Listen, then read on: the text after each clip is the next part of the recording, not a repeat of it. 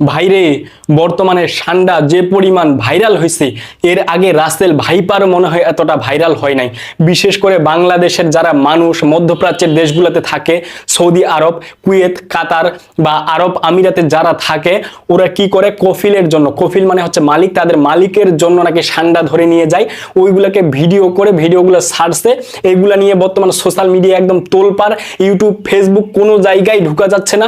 শুধু নিউজ ফিডটা যদি একটু উপরে উঠান, নিউজ ফিড চেক করলেই খালি ঠান্ডা, সব জায়গায় খালি ঠান্ডা। আপনারা কি শুরু করছেন ভাই? আপনারা মধ্যপ্রাচ্যে গেছেন কাজ করতে, যদিও আপনারা আমাদের দেশের গৌরবের সন্তান, আপনারা প্রবাসী, আপনারা আমাদেরকে রেমিটেন্স পাঠান, আপনাদেরকে খারাপ কথা বলা আসলে উচিত না। তারপর আপনারা কি শুরু করলেন? এখন কোন টপিক বাংলাদেশে কখন যে কি ভাইরাল হয়ে যায়, বর্তমান সোশ্যাল মিডিয়ার যুগ এসে আমরা যে কি একটা বিপদে পড়ছি, কখন যে কোন বিষয় ভাইরাল হয়ে যায় এটা বলা মুশকিল। তো মধ্যপ্রাচ্যের মানুষগুলো নাকি ঠান্ডা খায়।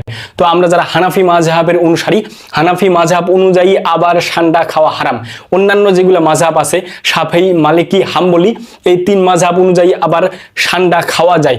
বিশেষ করে নবী করিম সাল্লাল্লাহু আলাইহি ওয়াসাল্লাম, হাদিস শরীফে অনেক হাদিস আছে, তো কোনো হাদিসে নবী করিম সাল্লাল্লাহু আলাইহি ওয়াসাল্লাম ঠান্ডা খাওয়া একদম হারাম করেন নাই বা হারাম বলে নাই, উনি নিষেধ করেন নাই। সাহাবীগুলা নবী করিম সাল্লাল্লাহু আলাইহি ওয়াসাল্লামকে সামনে রেখে ঠান্ডা খাইছে। তো নবী করিম সাল্লাল্লাহু আলাইহি ওয়াসাল্লাম কখনো ঠান্ডা খান নাই। এর আগে আমি একটা ভিডিও আপলোড করছিলাম, ভিডিওটা ডেসক্রিপশন বক্সে দিয়ে দিচ্ছি, আপনারা চাইলে দেখে আসতে পারেন। ওই ভিডিওতে আমি হাদিসগুলা কোট করে বলছি, নবী করিম সাল্লাল্লাহু আলাইহি ওয়াসাল্লাম কোন হাদিসে বলছেন, মুসলিম শরীফের হাদিস না বুখারী শরীফের হাদিস, ওইগুলো হাদিসগুলো আমি নাম্বার সহ বলছি, কোথাকার হাদিস, কয় নাম্বার হাদিস, ওইগুলো সহ আমি বলছি। আপনারা চাইলে ওই ভিডিওটা দেখে আসতে পারেন। ওই ভিডিওটা দেখে আসলে আপনাদের আরো ভুলটা ভেঙে যাবে।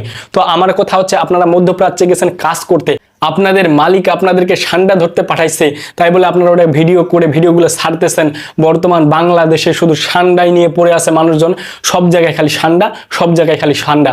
ঠান্ডা নিয়ে যে মানুষজন কি যে লাফালাফি শুরু করছে, এক একজন পোস্ট করতেছে, কেউ ভিডিও বানাচ্ছে, কেউ দেখতেছি যে গুই সাপকে ঠান্ডা বলে চালাই দিচ্ছে। বাংলাদেশে তো ঠান্ডা তেমন একটা পাওয়া যায় না, বা ঠান্ডা মনে হয় নাই বাংলাদেশে। তো বাংলাদেশে কি আছে? গুই সাপ আছে, গুই সাপের মতো দেখতে ঠান্ডা। এখন কি করতেছে? গুই সাপকে ঠান্ডা বলে চালাই দিচ্ছে। এবং কি বাংলাদেশের কোন জায়গার যেন এক যুবক কি করছে, গুই সাপকে ধরে ঠান্ডা ভেবে খাইছে, খাই একদম অসুস্থ, হাসপাতালে ভর্তি আছে। তো যাই হোক, আপনারা গুই সাপকে এখন ঠান্ডা বলে চালাই দিচ্ছেন। আপনারা যারা বাংলাদেশের মানুষ, যারা বাংলাদেশে বসবাস করতেছেন, যারা মধ্যপ্রাচ্যে যান নাই, যারা প্রবাসী না, আপনারা এখন গুই সাপটাকেও ঠান্ডা বলে, ভিউয়ের আশায় ঠান্ডা বলে চালাই দিচ্ছেন। তো আমি আপনাদেরকে বলবো, এইগুলা কাজ এখন আপনারা আল্লাহর ওয়াস্তে দোহাই লাগে এগুলা বন্ধ করেন।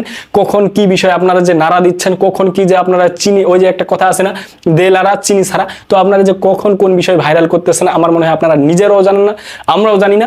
আমরাও দেখতেছি, আমরাও বিভ্রান্ত হচ্ছি। আপনারা ভিডিওগুলো ছাড়তেছেন, আপনাদের তো একটা ইনকাম হচ্ছে, আপনারা একদম কি বলে, মানুষ হাহা দিচ্ছে, আপনাদেরকে কমেন্ট করতেছে, আপনারা একটা ইনকাম পাচ্ছেন, কিন্তু আমরা শুধু বিভ্রান্ত হচ্ছি মাঝখান থেকে। একদম কি বলবো, কিছুদিন ধরে ঢুকাই যাচ্ছে না ফেসবুকে, সব জায়গায় খালি ঠান্ডা, সব জায়গায় খালি ঠান্ডা। ইউটিউবেও ঢুকা যাচ্ছে না, সব জায়গায় খালি ঠান্ডা। তো যাই হোক, আপনারা সকলে ভালো থাকেন, সুস্থ থাকেন। অনেক কথা বললাম, বিশেষ করে প্রবাসী ভাইদেরকে নিয়ে অনেক কিছু কথা বললাম। আপনাদের কারো যদি খারাপ লাগে, কোনো প্রবাসী ভাইকে যদি আমার কথাগুলো খারাপ লাগে, আপনারা সকলে ক্ষমা সুন্দর দৃষ্টিতে দেখবেন, কারণ আপনারা আমাদের দেশের প্রবাসী, আপনারা আমাদের দেশের রেমিটেন্স যোদ্ধা। আমি আপনাদেরকে অনেক শ্রদ্ধা করি, আমি আপনাদেরকে অনেক সম্মান করি। কেউ সিরিয়াসলি নেবেন না, কেউ ভিডিওটা খারাপ চোখে দেখবেন না। সকলে ভালো থাকেন, সুস্থ থাকেন। বিদায় নিচ্ছি, দেখা হবে পরবর্তী কোনো ভিডিওতে। আল্লাহ হাফেজ।